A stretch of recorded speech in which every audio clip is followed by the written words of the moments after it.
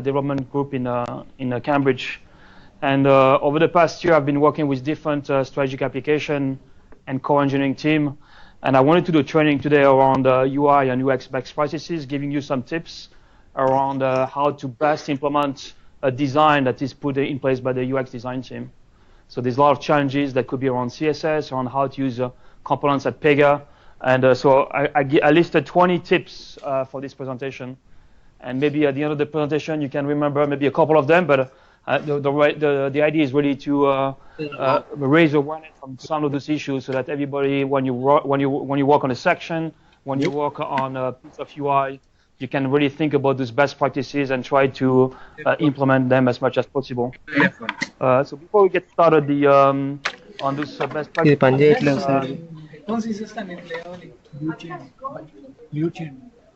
so the front-end development team is composed of two teams. We have one team called Hawkeyes that is a team that is located in Bangalore. We have 5 engineers, and one of the engineers is actually in Hyderabad. And then we have a team called UI Samurai that is composed of 5 engineers. 1 engineer is in Cambridge, 4 engineers are in Bangalore, and we have the product owner that is in Cambridge. And so those two teams are really experts. They have been hired as front-end developers, and they are really a good code source of if you have any questions around how to use CSS or some of those HTML5 technologies. They are definitely here to help all the other teams around how to use those technologies.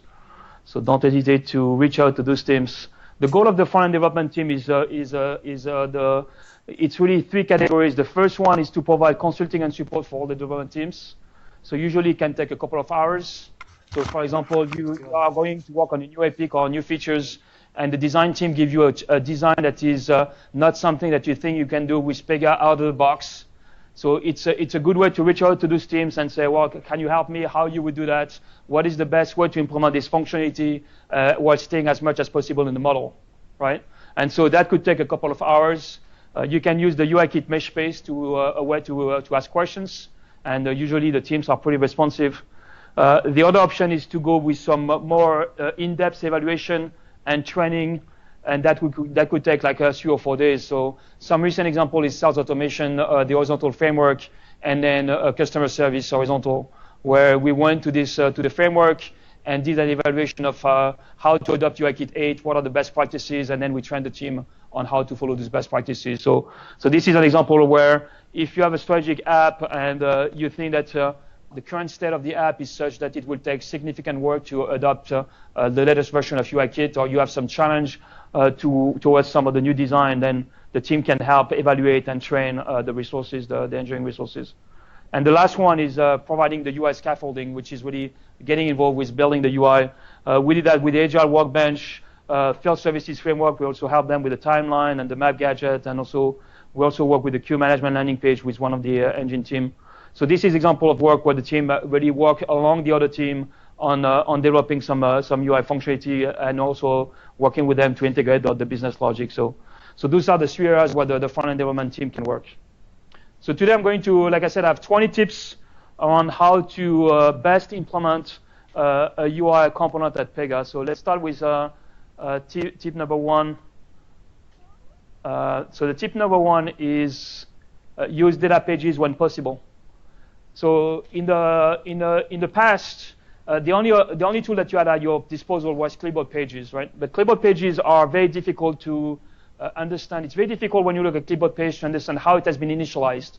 What is the activity that is actually calling the data pages, the clipboard page to initialize the data page, the clipboard page? So the recommendation right now is that you should rarely use clipboard pages, almost never. So always use data pages.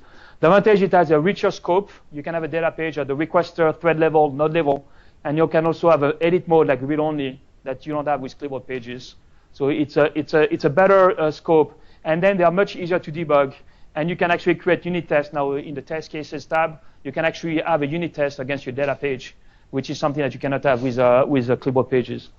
And finally, the load management is much richer because you can actually clear the data page after non-use. There's a checkbox in the data page under the advanced tab where you can say that after non-use, the data page is going to be automatically cleared. It's not something that you can do with clipboard pages where you have to manually delete the clipboard page. And finally, deep data pages are very mobile friendly. So offline, when you think about offline, the only way that offline can work is to using data pages. So that goes along the way. And finally, one of the features that is very useful with data pages is support for parameters. This is not something that you can have with clipboard pages. So when you instantiate a clipboard page, I would really think twice and really say, well, should it actually be a clipboard page?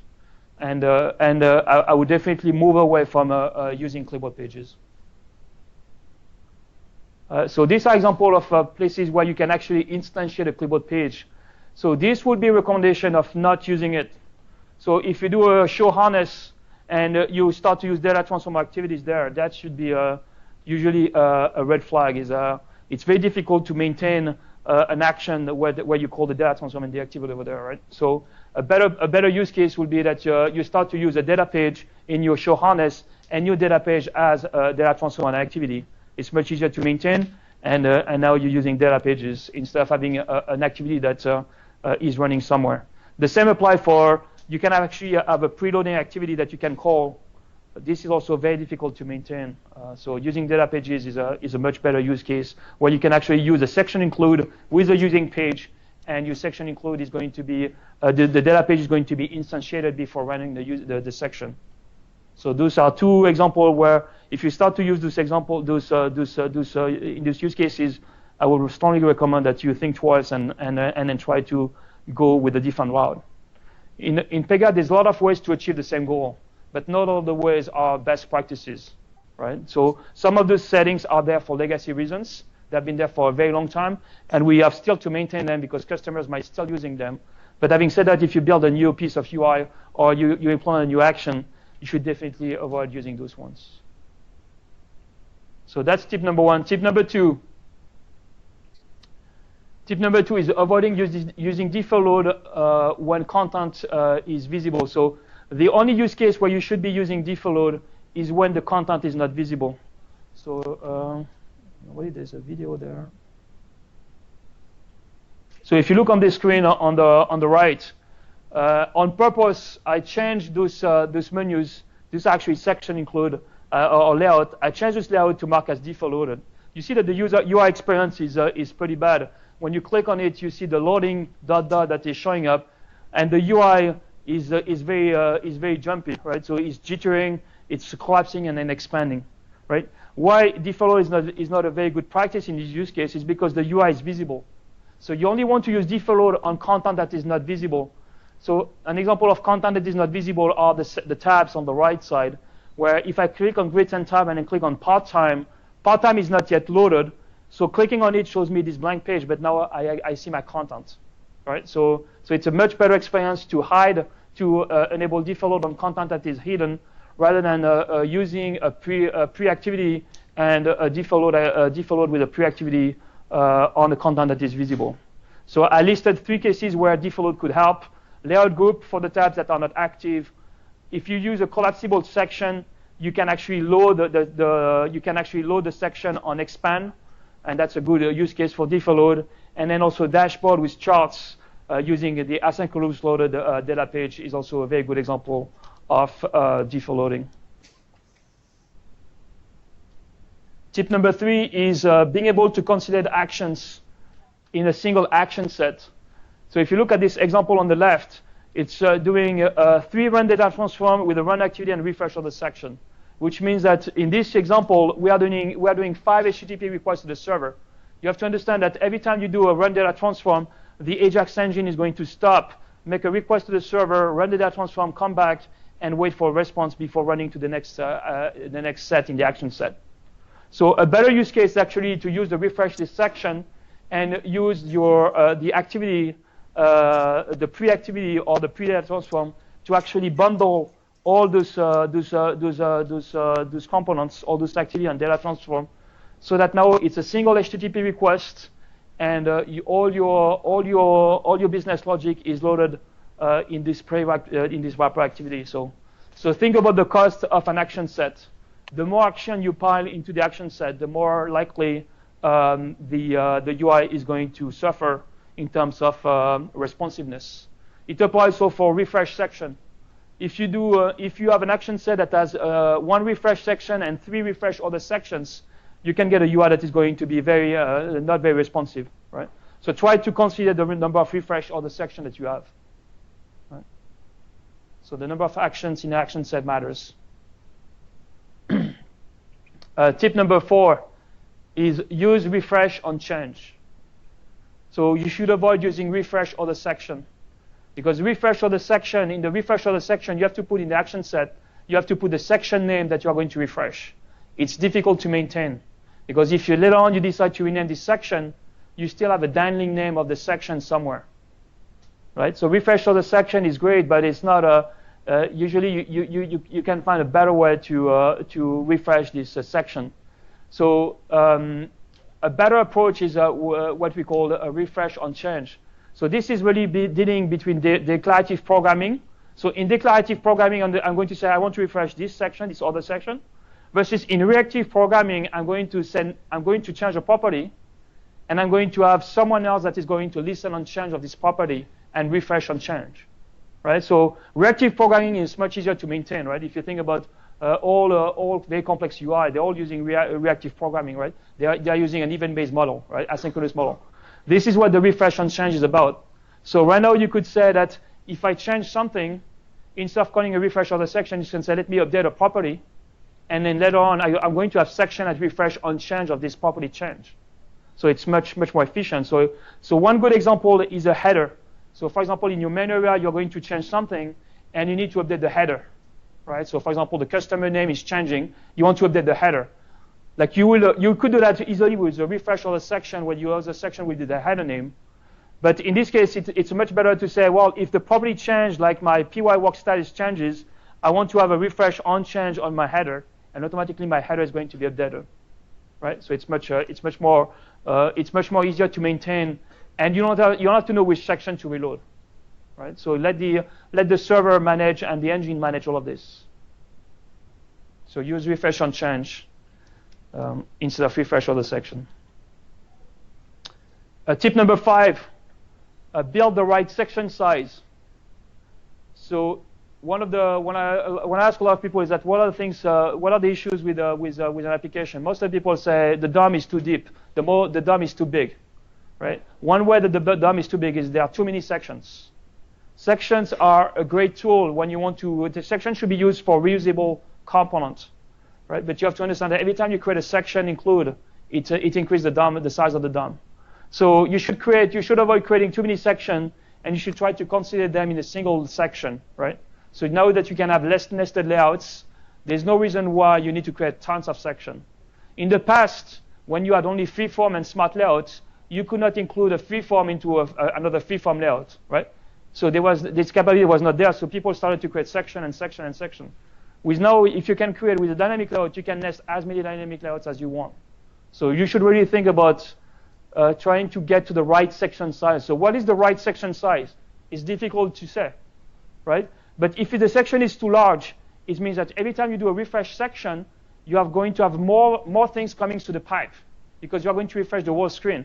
So if you make it too large, the refresh section is not going to be efficient, and more elements need to be refreshed. If you make it too small, then you will need to refresh a lot of small sections, right? So you have to really understand what is your business logic. If you work on a widget, well, if the widget is small, you should be able to have the whole widget as a single section, right? So I see a lot of cases where it's very rarely that the section is too large, but it's more often that the section is too small, right? If you have a section that has only 2 controls, well, likely it's something that should not be there. Right? It's likely not reusable, right? So if you look at the section that has a 1 layout with 2 things, I would definitely that would be certainly a candidate for moving to the parent section. There's some use case for using section for customization and so forth, but you're building the right section size is definitely something that is critical. Okay, tip number 6, optimize the number of layouts. So I asked my sons to build a Pega 7 with Lego box, right? And they all look the same, right? So one of them did we can say, well, they both they follow the pattern, right? They all look great, right? The only difference is that one is taking 20 blocks and one is taking 10 blocks. Right? So when you look at the UI, you can say, well, I meet the design. I did what you asked me. I followed the design of the design team. But even if it looks the same, how it's implemented is very different. And then you're going to have a cost, because if you build with 20 blocks, it means that it's going to have the DOM is going to be larger. It means that the system is going to be more difficult to refresh and manage for the browser. Right? So optimizing the number of layouts is critical. Right? I see very often when I open section, it's very often that I can cut the number of layouts by 2 by removing some of the. Sometimes when you have 2 less nested layouts, one has a container format of default and the other one has a container format of none. There's no reason to have those 2 nested layouts, right? So if you think about it and you look at a complex section, I'm sure that most of the time you're going to realize that you can really reduce the number of layouts dramatically on this section.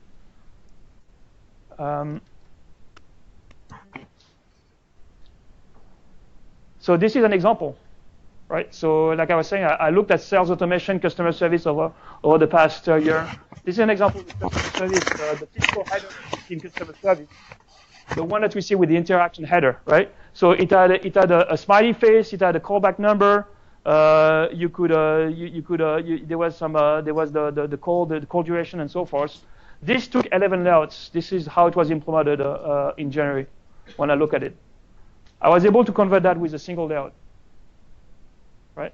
So there's good ways that we could say, well, here I'm using a column sidebar, and then there's a column layout inside a column layout, right? But when you think about it, is that this optimization is going to be expensive. Every time you're going to refresh it, think about the browser, how expensive it is. So why we can now do something much better than with a single layout? First of all, it's because we have Flexbox. So Flexbox is a great technology that we are making now available through dynamic layouts. And it allows really to, one of the main features of Flexbox is that here it's going to be drawn as a row, right? So we're going to do a direction of a flex direction of row. But here we can now say with Flex, we can say, well, maybe the callback number, we're going to take twice more space than the churn risk, right? So you can really extend the size very easily, and you can manage how much size is available to every cell in this dynamic layout. So if you have not heard about what is Flexbox, how to use Flexbox, I would definitely recommend to look at tutorials around Flexbox. We are going to have a training around how to better use Flexbox at Pega. Right? The easy way to use Flexbox is first make sure that your dynamic layout are using Flexbox, right? But there is actually much more other use cases that you can really take advantage of Flexbox. This is an example of this header where you can really cut by a factor 10. Right? Another example was sales automation. So in sales automation, they had to show they had a 4-column grid where they had to show a lot of different information, right? So far the screen looks simple. So how it was implemented before was with 9 layouts, right? And when I look at it and we reworked it, we went to 3 layouts. So you see, I'm challenging everyone to find me like a section that has more than 10 layouts that cannot be refactored in less than 10 layouts, because most of the time you definitely can. So if you look at this example there, one of the typical mistakes is if you have an inline grid quadruple, right? And inside this inline grid quadruple, you're going to put a stack layout. What is going to happen is that your layouts, your cell inside this layout, are never going to align with the other cell. Right? The goal of putting an inline grid, did I lose the share?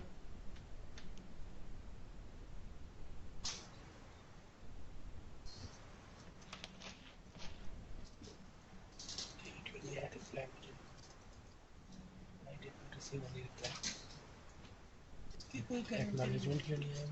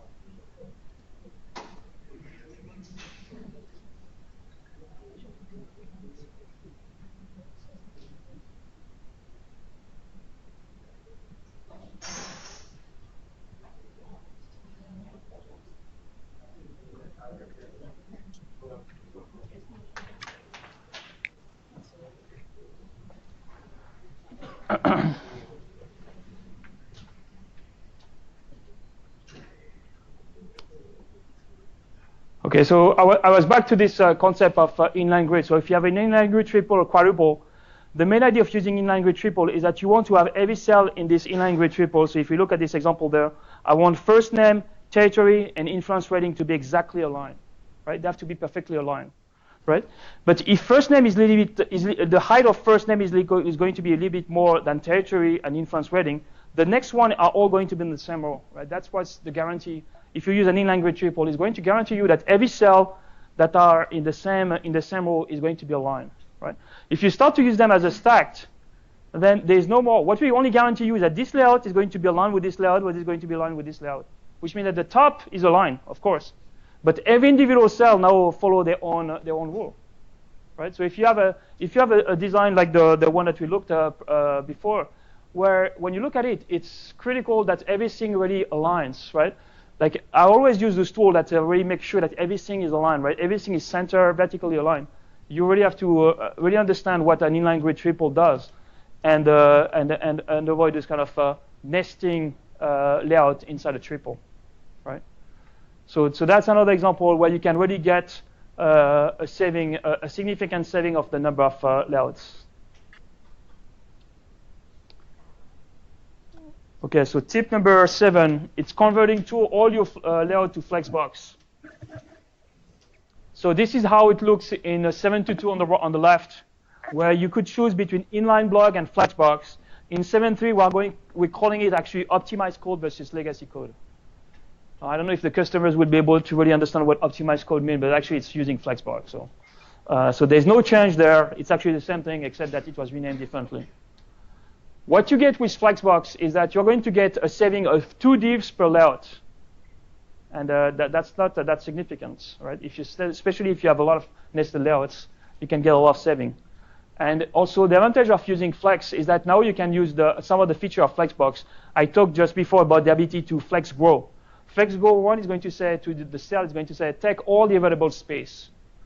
The only way that you could take all the available space before was to use a column layout, right? And we implemented column layout using positioning absolute because there was no other way. Since you were not using Flexbox, there was no easy way to do that. Position absolute is very difficult to maintain because it forces you to have a width, a known width on the different cell.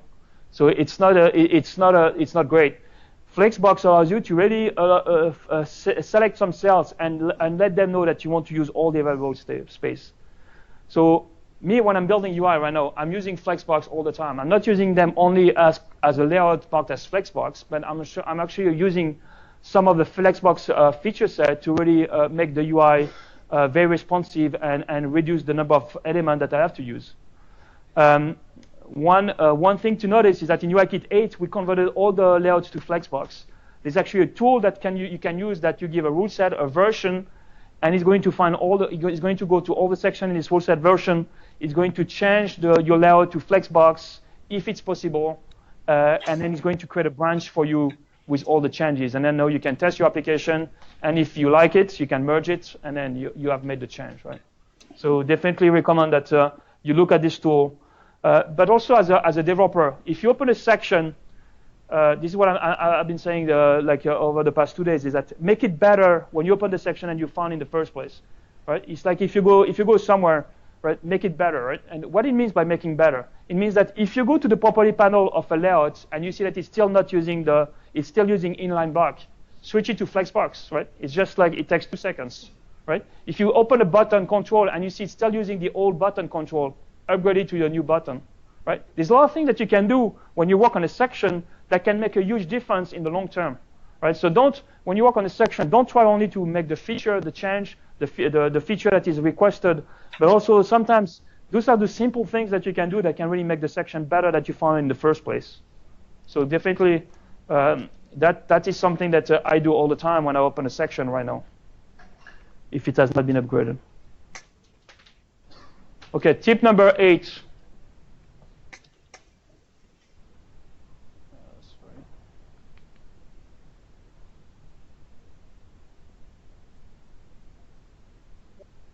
Okay, so tip number 8 is think twice before using a grid. So this one is one of the most typical mistakes that I see. And the reason for that is because in the past, we only had grid as the way to show a repeating list. So when we started to do UI, we decided, okay, well, everything is a grid, and we started to use grid all over the places. The issue with grid is that it has the markup is very expensive, and it's using a table markup. So grid should only be used to show tabular data. And in 80% of what you're building, you should never use a grid, because you rarely show tabular data. You have to think about, if I show on a UI that looks like Excel, then it's a grid. If it's not like Excel, it's not a grid. That's how you should look at it. What it means that if I use a grid, it means that I want especially to have a table tag. So this is a good example of a grid. This is the sales automation, and mainly it's like an Excel spreadsheet, right? You have a list of you have a lot of columns, and every column has a sortable, can be sorted, can be filtered, right? Can be potentially rearranged, can be hidden or shown, right? So this is exactly the use case for a grid. So that is perfectly a valid use case for grid. This use case, it's like, for example, the recent list. Right now, it's actually built as a grid, but it should not be a grid. There's no filtering, there's no sorting, there's nothing in this. It's just a repeating list of section. So in this case, you should repeating dynamic layout. In most of the cases, repeating dynamic layout should be used. So in 90% of the use case, it's a repeating dynamic, it's not a grid. So you really have to think twice when you start to use grid, because grid, the CSS for grid is very expensive, and the more you can move away from using grid, the better. I know that repeating dynamic layout don't have all the features of grid, but it's definitely has all the features to implement something like this, right? So this is also one of the typical mistakes that developers do sometimes of putting a grid instead of an RDL. Tip number 9, use better alternatives. Instead of using tabs, you should use layout group. The tabs are now deprecated. The tabs, the layout group are a smaller markup. They have much smaller, the CSS is much smaller. It has all the features plus more of tabs. The only thing that it does not have is vertical tabs, but very few customers are using that. There's actually a tool that you can use that is going to convert all your sections in your app from tabs to layout group. So this is the link there. In 7.3, Swordfish upgraded all the rule form, and there was a lot of reform in Designer Studio. If you think they were all using tabs, they have all been converted to use layout group. So if Designer Studio can switch from tabs to layout group, then there's no reason why an application cannot switch to layout group, right? So think about this. And the good thing that if you get rid of tab, now you can no longer have any of the tab markup. So you can actually deselect this tab as a component on the skin rule form and get a use saving. Column layouts, right now, column layouts are difficult to maintain. The issue with column layout is that the width of your column is usually always different. And right now, the column layout, it was built before Flex. You had to put a width on every, and you have to put a fixed width on the column itself, which means that if you need a width of 40 pixel or 60 pixel, you end up with 2 column layout formats. It's difficult to maintain. It generates a lot of CSS for nothing. So a better alternative is to use a dynamic layout inline, right? So like, for example, inline middle. And you can use flex grow to actually grow the cell that should take all the rest of the space, right? So now you don't have to put a fixed width on the cell that is the column, right? Now you just put a cell, you put another cell, and you say this label has to take all the space. Now you get all the space. So most of the time you should be able to, right now with Flex, you should not have to use column layout at all. So use this alternative. We talked about grid. So grid, when it's not a grid, should be replaced by repeating dynamic layout. Accordion are not supported. They are deprecated. So you should definitely use layout group and the accordion format. Row repeats, you should never use a row repeat. This component is no longer supported. You should use repeating dynamic layout for that. Freeform or smart layout. I hope that you're not using that anymore. It's difficult to actually create a freeform or smart layouts. But if you see a section that has one, definitely the first thing that you should do is convert it to dynamic layout. When I look at a section I see on all freeform, this is the first thing I always do, convert it to dynamic layout. So you should definitely do that. And then container harness. So before in the harness, you can have multiple containers. Now there's a much better alternative called screen layouts that you can have actually in the harness. And your screen layout can actually generate a smaller markup and are much more flexible. They can have sticky headers and sticky footers and these kind of things. So definitely, I would recommend that you look at this list, and everything that you are using right now that is on the left, you should try to move them to the right. Tip number 10. There's a great tool that is called DOM Monster that allows you to view the depth of your DOM. And I use that all the time, and it's a great way to see how bad your UI is. So let's look at some example. So here is an example of I think it's a regular case. It's a case worker portal. It's a case manager portal.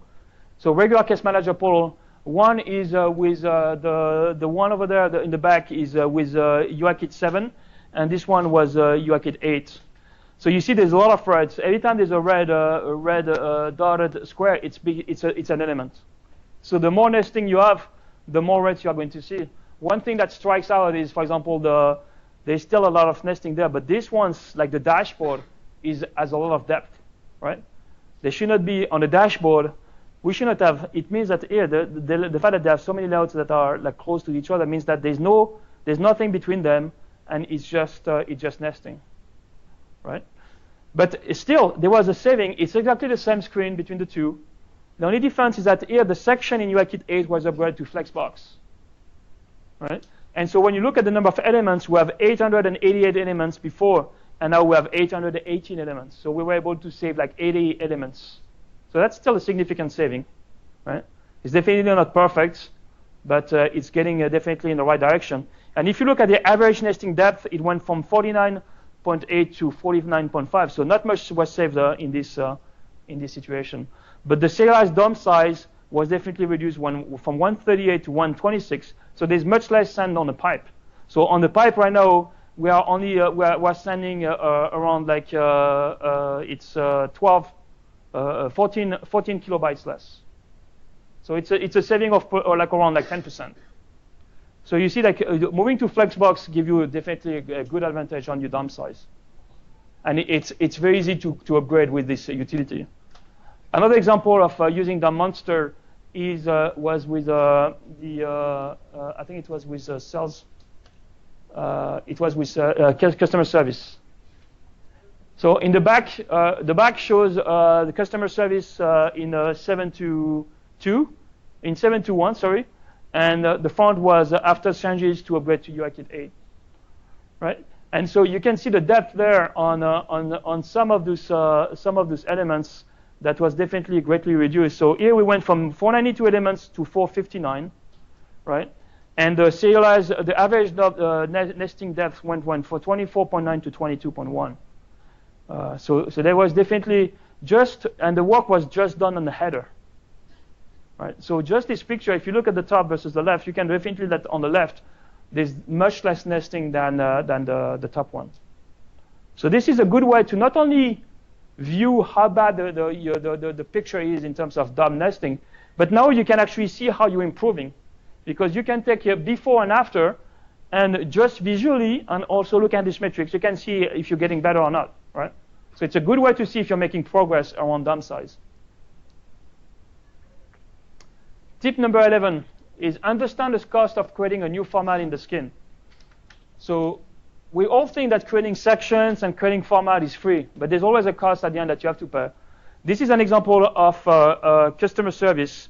The total size of the skin was around 4 gigabytes, right? And just by trimming some of the components that were not used and removing some of the containers, you were able to go from 3.9 to 3.5. So say 500 megabytes, sorry, on the total size. And then the team took another effort and reduced it further. And now the CS team is at 2.2 gigabytes. So you see that by looking at the container formats, by looking how you're using them, and looking why they are, you can really see that the size matters, because the larger your CSS, the more time it's going to take for the browser to render, to parse and render the CSS. What are the big ticket items? This is, if you look at this table on the right, I'm sizing the component by the size per format. You see that the biggest one is repeating. Repeating is 47 kilobytes per format. if you look out of the box, the P1 user, you only have 3 grid formats. And I don't think that you need more than 3. There's no reason why you have like 20 grid formats. Right? So if I look at CS in repinning, there are 25 grid formats. Right? And the team was able to look around and now standardize on 1 grid format.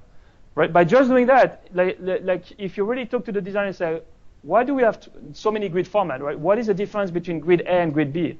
There should not be that many grid formats. So you can really save a lot of the saving. If you look at that, it's actually worse than this because there is a repinning and template grid. So the grid CSS, there are 2 generations of CSS for the grid. There is the optimized CSS, the optimized grid that is enabled through a checkbox. And then there is the regular grid. Because we don't know which one you're using in your section, we have to generate the CSS for both of them. So actually, it's much more than that. It's actually almost like 55 kilobytes. And the other one is tabs, right? I said that tabs, there's a better alternative to tabs. So if you get rid of tabs, you can really already save 25K per tab format. Right? So a big incentive there. Think about grid, think about tabs. And then the other ones that could is things like layout group that could be optimized. But the main two are usually dynamic layout and containers. Because those ones tend to grow quickly. So if you look at this example, 80 and 91. So 91 containers, when I build an app, I really need more than a 4 or 5 containers format. So even if it's a complex application, the fact that you're using a lot of containers should be like a red flag there. How can we optimize that? What are the things that we can do to have to consider the number of formats? So there are ways that you can. So now that you understand better the cost of creating a new format, there are ways in the skin to actually not use this format. So the first way that you can do is that you can turn them off correctly.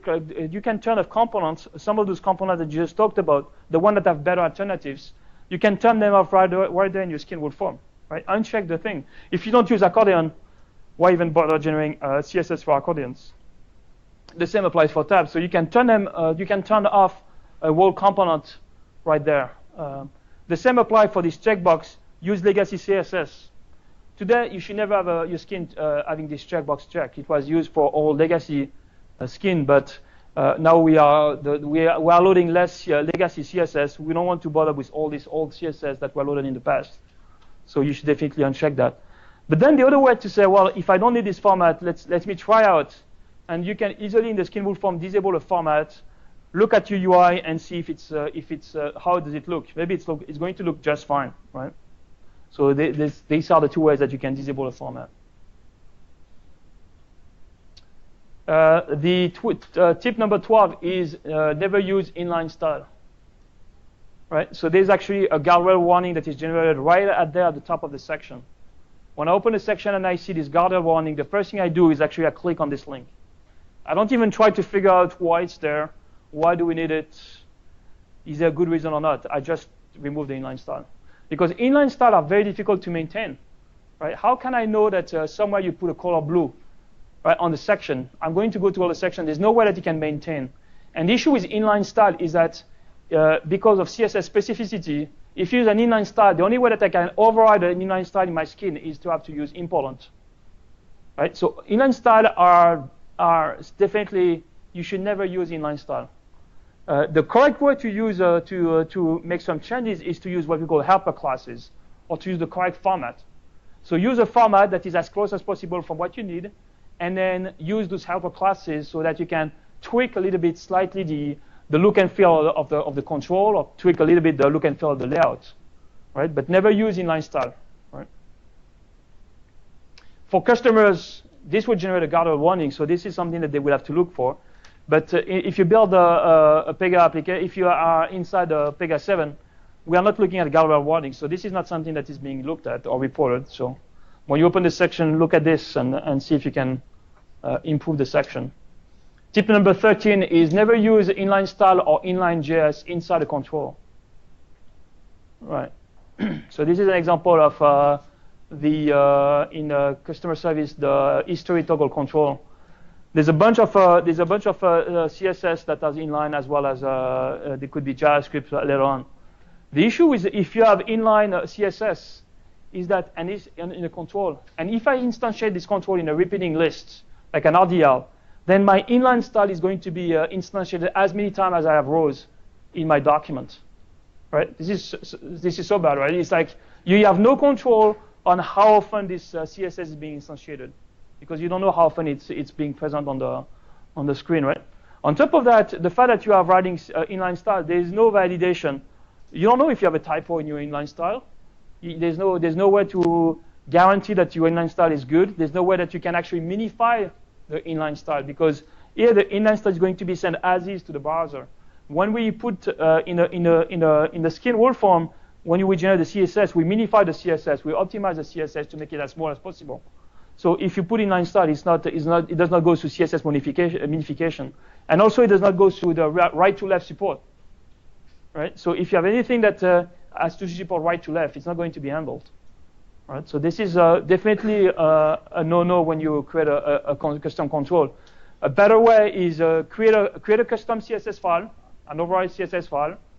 You can have one for all your different custom controls, and you attach it to the skin. It's much better. It's much easier to maintain. And now in 7.3, we added CSS validation. So you actually have warning in the rule file text for every time you write CSS that is invalid or that is not following best practices. So it's going to actually raise a guardrail warning in the rule file text if your CSS does not follow some of the best practices. So definitely encourage to use rule file text and never inline style. Same apply for JS. So all the things that I said for JS also apply in this case. Move the JS to a separate rule file text. You get benefit for JS minification and validation, and then attach it to the harness that you want to use. Right. Tip number 14, CSS overrides. I think one of the things that I see that developers are struggling the most is to understand CSS specificity. When I interview a front-end developer, every time one of the questions I ask them is, can you explain to me what CSS specificity is? It's actually something that is not a trivial thing to explain. And if you look at your browser and you look at developer tools, you see all the different selectors on the right of your selector tools, right?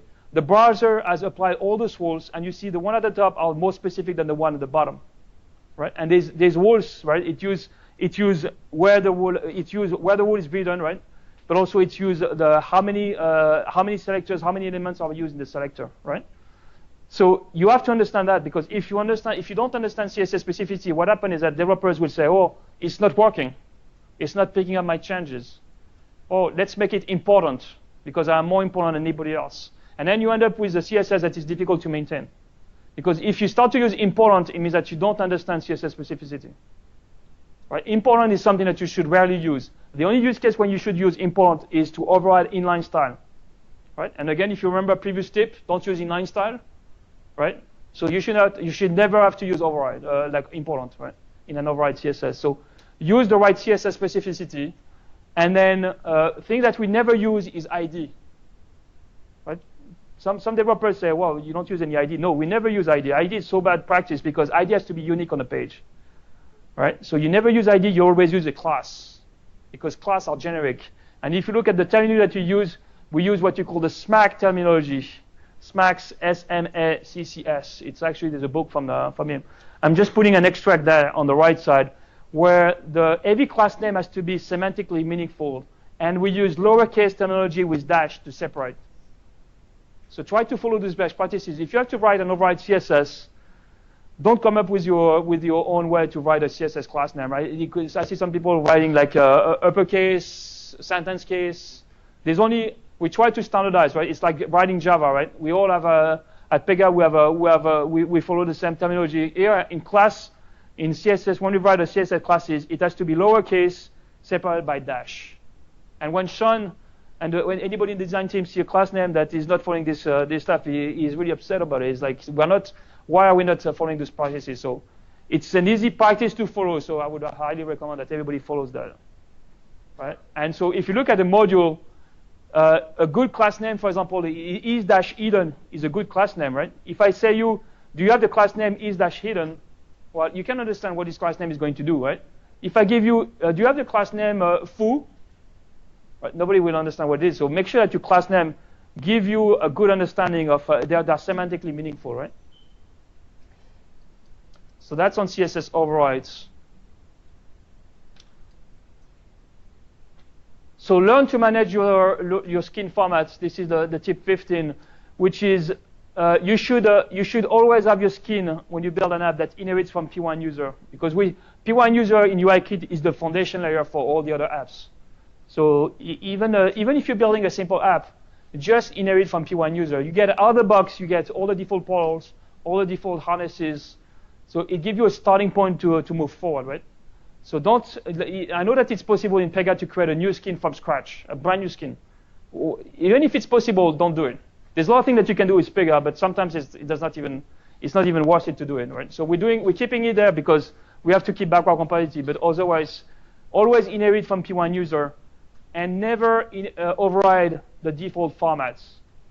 Because what you're trying to do with UIKit is we're trying to standardize on the default format. So if you have a default container format or a default dynamic layout, it means that we want all the apps that we build at Pega to all look the same, which means that if I drop a section with a default layout format, they all have to look the same. There's no reason that there's an app that has its own version of default. So default, all the out-of-the-box format, you should just use them as is, right? Never override them, right? So thanks to that, you can put in a single app, you can mix different strategic application, and because they all use the same out-of-the-box default format, they are going to look consistent. You should rarely need to create a new container format. The only reason why you need to create a container format is because you need a different background color, or maybe you need a different spacing, but even spacing could be addressed through helper classes. So the only reason why you really need a new container format most of the time is like you need a different background color. And this is not something that is very typical.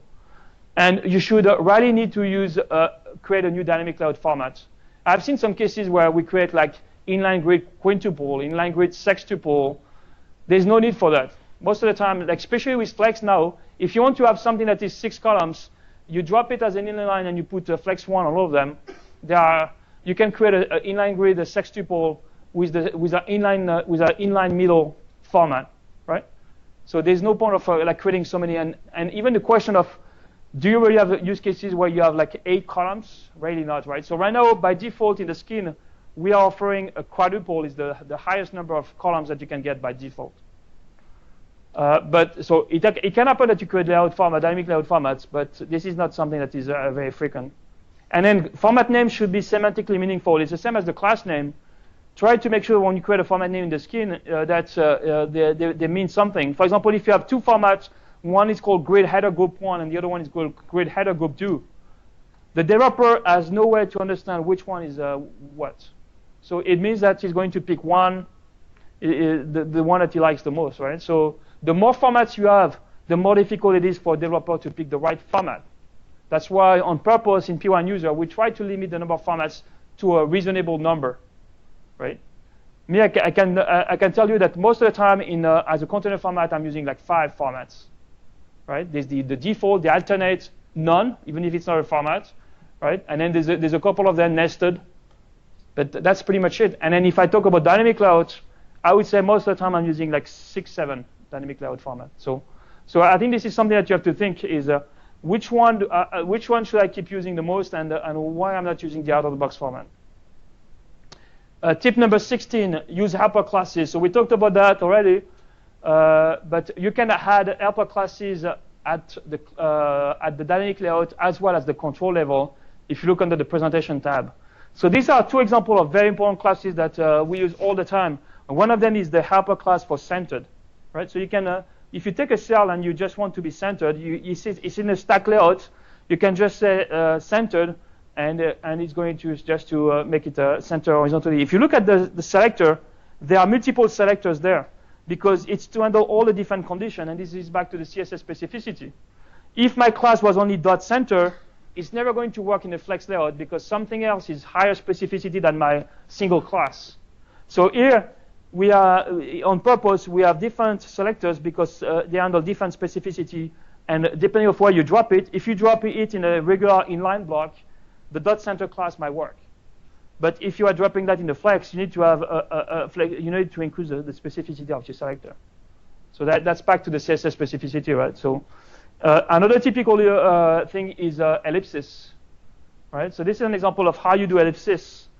One of the typical mistakes that I see with ellipsis is that most of the time you are hard coding a max width on your ellipsis because the ellipsis needs a max width. If you do that, it means as soon as you resize your screen, it's no longer going to work. You are going to have a white space somewhere because you put a hard-coded max width. So when you start to put hard-coded width, usually it's a red flag because hard-coded width are very difficult to maintain because as soon as you resize the browser, you don't know what the width you're getting.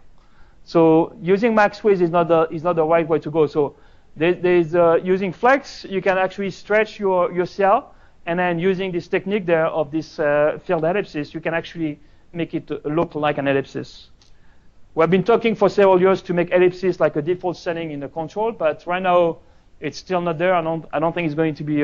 The main issue with ellipsis is that it really depends of where is it in which layout, what type of layout. It's a very complex thing actually to make it work in all the cases. So so that's an example of helper classes. But I would definitely recommend that you create your own helper classes. And a good example to create helper classes is to add a command at the beginning to say the helper class something, do something, right? So use the command, and then now it's readable. Now I know if I read this CSS file, I really understand what this selector is doing, right? So strongly encourage to document in line with the CSS. One of the things also, tip 17, that is really misunderstood is the concept of spacing in dynamic layouts. And most of the time, this is causing gaps to be seen between layouts. So the default when you drop a layout is that the spacing is marked to none for all four, meaning that we are going to use the skin spacing. And if you look at the dynamic, like an inline dynamic layout, is going to have a spacing between the left on the left, so that the two cells are not stick to each other, right? So we're adding spacing to automatically make it look right. The issue that if you're spacing, if you have several icons and then you include this section that has several icons of this dynamic layout in another section that has also some spacing, then you end up with double spacing everywhere, right? So if you have a section, for example, that is an inline dynamic layout, and the whole purpose of this section is just to put to provide icons, right? Don't put spacing in it, because your top level section is going to be the one that is putting the spacing, right? So use those drop down. You can either do the first or the last or all the items. Use these settings to make sure that you don't add more double spacing everywhere, right? So when you see a UI that has a lot of double spacing and margin and spacing, it's usually because this has not been correctly set. So really understand these settings. Tip 18, common mistakes is button versus link versus icon. Again, this is a mistake because Pega allows you to do a lot of things that maybe you should not be doing, right? But one of the typical issues that if you see a design where you have an image, so let's take, for example, this, right? It's a header, and I have a refresh icon there. But people see that and say, well, this is an icon, so I'm going to use the icon control. Well, the issue with the icon control, it was always built to, it's not accessible, meaning that it does not have any keyboard focus, it does not have any active state. So if you click on it, there's no over state, there's no active state. So icons should only be used to improve the UI, to make it look prettier, right? So like if you think about a good example will be, here there's nothing on this example that should be an icon. But if you think about like the empty pattern, where you have an icon that says this is empty, the icon is not clickable. So if it's not clickable, it's OK. You can use a regular icon. But otherwise, if you are going to put an action, never use icon with an action set. Right? You can do it, but don't use it. Instead, you have to use either a link or a button. The difference between link and buttons is the link is going to send you to a new page. So you should think about like an HTTP GET, right? So you say, I've done some work there. I want to go to a new page. I want to move to dashboard. I want to move to. So you're really switching context versus a button is used to perform an action, submit, save, right? So you stay in the same context, and usually you stay in the same screen. The screen can change, like when you move from one case to the one step to the other, but you stay in the same context. So this one at the top, should it be a link, a button, or an icon? It should be a button because actually you're staying on the page, you're just refreshing. So this is an example of how you set this. You're actually going to set as a button. The button caption is going to be empty. You're going to use icon class, and then here you're going to use a tooltip. Because since you did not put a text there, you need to use a tooltip for accessibility reasons. Right? Tooltip usually you don't need it if you have a text, but since in this case I'm not sending a text, I need to use a tooltip also. So that's the difference between. I recommend you to read the website called design.pega.com that is maintained by the design team. It describes in more details button versus link, right? And it has much more details that I would highly recommend that you really look at this site. It's really a good description of all our design system at Pega. Other typical mistakes is that instead of using the icon font, you use a GIF or a PNG. This is what we used like 5 years ago, but now we have icon font. So most of the icon, all the icon that the designer are going to use in their design are actually coming from the UI kit icon font. If they are not, then they are going to say, well, this is an additional icon font that you should load as part of your application. But most of them are going to come default as part of the icon font. So you have to be familiar with these classes, right? So when I say PI and PI-refresh, it's actually the way to select the correct icon. In the future, we might try to, we will want to make it easier to pick the icon, having a picker for the icon font, meta icon font first class citizen, but right now the only way to configure an icon is through this kind of adding the class directly. So that's tip number 18. Tip number 19, understand the Pega design system. So this is a great slide that was done by Katie Ricker from the design team. And this shows you a typical perform harness and what the spacing mean. And Katie wrote, she says spacing is on a 7-pixel grid. When in doubt between items, when in doubt, the spacing between items is 14 pixels. Sometimes it's 7 or 21 pixels, but usually it's 14 pixels. So if you look at this, you see a lot of purple. You see a couple of blue, but mainly it's purple, right? And you get the purple because you're using out-of-the-box container format, out-of-the-box dynamic layout formats.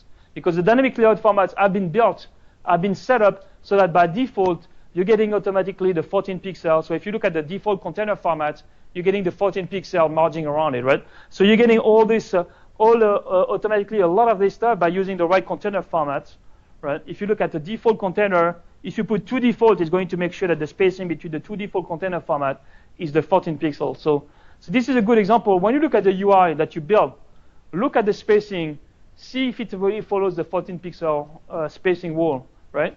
Because this is how a UI is going to look very professional, right? If you start to see gaps and stuff are misaligned and are not following the 14 pixel, then usually this is something that has to be fixed. And the last tip for this presentation is understand the cost of using visible one in a repeating layout. Right? If you have something that is repeating a lot of times, and in this included section, you have a lot of different visible one, it's very expensive because this visible one is going to be evaluated for every item in the row. So the more visible one you have in this inner section, the more expensive it is. So recommendation is to try to consider the visible one. Right? Sometimes, as I see in this inner section, for each icon you have a visible one. Move the visible one to the layout and remove them for each of the icons. Right? Only have one. Use expression instead of when rules. Expression are much faster to execute, right, than when rules because expression don't go through rule resolution. When rules go through rule resolution. Understand the client-side visible trade-off. Right? You can have client-side visible one, which is going to save you a round trip to the server, but at the same time, if you is going to make the DOM larger because you're going to load much more than you did. Right? If you use client-side visible one and you hide everything, right? And then on the visible one on client, you're going to show things. Then you still are loaded everything in the DOM. So client-side visible one is good. It's a safe some round trip server. But at the same time, everything that you hide to client-side visible one is in your DOM. It's still there. So you have to think about the trade-off, right?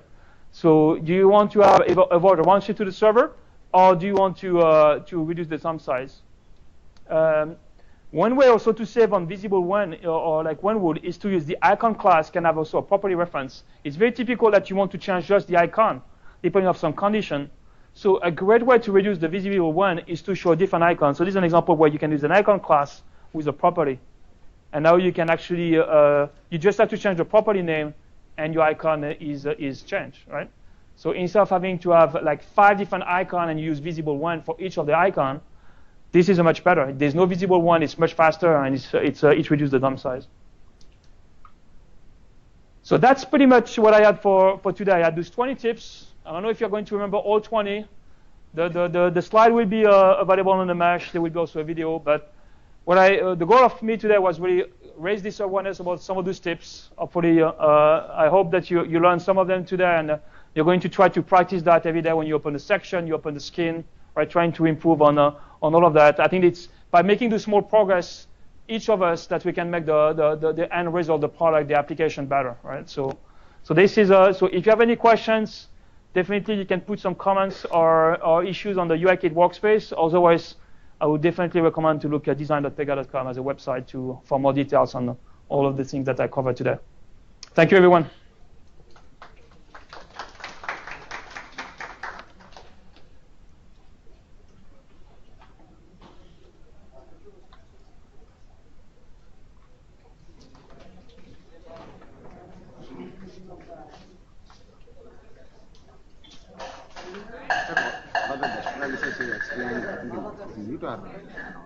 I think it's still.